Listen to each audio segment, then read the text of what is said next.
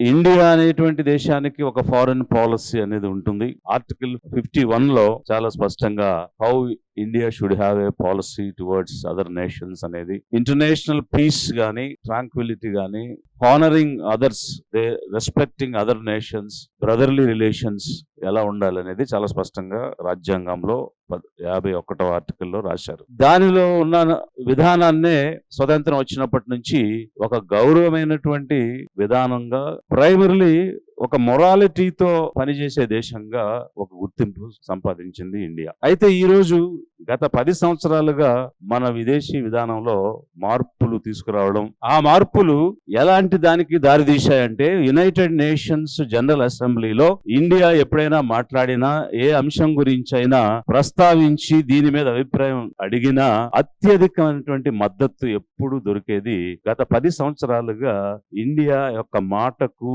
రాను రాను విలువ లేనటువంటి పరిస్థితికి వెళ్ళిపోయింది.